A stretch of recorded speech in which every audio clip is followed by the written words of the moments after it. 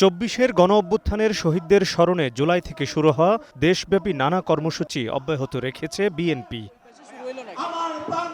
শুক্রবার রাজধানীতে ফ্যাসিবাদ পতনের ২ অপ্রতিরোধ্য স্থান উত্তরা ও যাত্রাবাড়ীতে আয়োজন করা হয় পৃথক সমাবেশের। উত্তরার সমাবেশে যোগ দেন বিএনপি মহাসচিব মির্জা ফখরুল ইসলাম আলমগীর। সমাবেশের শুরুতে বক্তব্য রাখেন জুলাই শহীদ পরিবারের সদস্যরা। সন্তানদের আত্মদানের আকাঙ্ক্ষার বাস্তবায়ন চান তারা। আমাদের শহীদ সন্তানরা এই দেশের গর্ব, এই দেশের সাহস, এই দেশের অহংকার। সেই অহংকারকে আপনারা কেউ দুমড়ে মুচড়ে ভেঙে ফেলবেন না।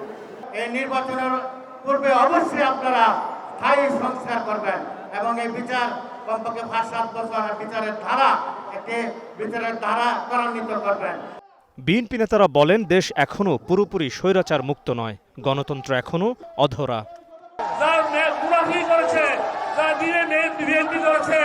রাতে আওয়ামী লীগের সাথে যোগাযোগ করেছে, ওই ধরনের গ্রেফতার, ওই ধরনের বেইমানগুলোকে আমরা পার্টিতে রাখতে চাই না।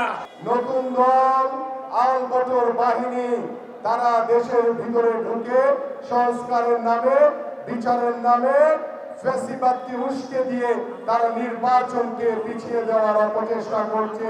আমরা খুব দৃঢ়ভাবে বলতে চাই, কোন ষড়যন্ত্রকে আর সফল হতে দেব না। বাংলাদেশি পণ্যে মার্কিন শুল্ক হার কমানোয় সরকারকে ধন্যবাদ দেন বিএনপি মহাসচিব মির্জা ফখরুল ইসলাম আলমগীর। রাজনীতির মাঠে আওয়ামী লীগ যেন ফিরতে না পারে সেই বিষয়ে জোর দিয়েছেন তিনি। এই দেশকে বদলাতে হবে। আমাদের যে সমস্ত শাসকেরা, আওয়ামী ফ্যাসিস্টরা, হাসিনারা যা আমাদের দেশকে ধ্বংস করেছে, তাদের প্রতি ঘৃণা তৈরি করে। তারা যার কোনোদিন ফিরে আসতে না পারে, হাসিনা যেন ফিরে না আসে আর আমার ছেলেকে হত্যা করতে না পারে, সেই ব্যবস্থা তৈরি করতে হবে। কোন উস্কানিতে পা না দিয়ে সবাইকে ঐক্যবদ্ধ থাকার আহ্বান মির্জা ফখরুলের। একটা নতুন যুদ্ধ শুরু হয়েছে আমাদের, নতুন লড়াই শুরু হয়েছে আমাদের। এই লড়াইটা হচ্ছে আমাদের নতুন বাংলাদেশ নির্মাণের। অনেক অসুবিধা আছে, অনেকে অনেক কথা বলছে, অনেকে উল্টা কথা বলছে, তাই না?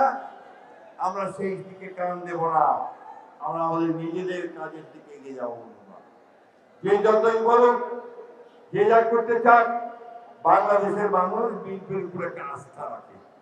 এদিকে যাত্রাবাড়ীতে ঢাকা মহানগর দক্ষিণ বিএনপির সমাবেশে যোগ দেন দলের স্থায়ী কমিটির সদস্য মির্জা আব্বাস। অভিযোগ করেন, বিএনপির বিরুদ্ধে জনগণকে ভুল বোঝানোর চেষ্টা চলছে।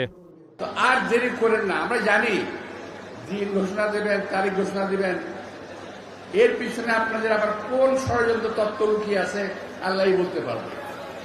এটা আমার কিন্তু আর কারণ না হোক, আমি অনেক সন্দেহ করি, যাদের নির্বাচনী তারিখ ঘোষণার পিছনেও অনেক ষড়যন্ত্র আছে, এরপরেও ষড়যন্ত্র আছে।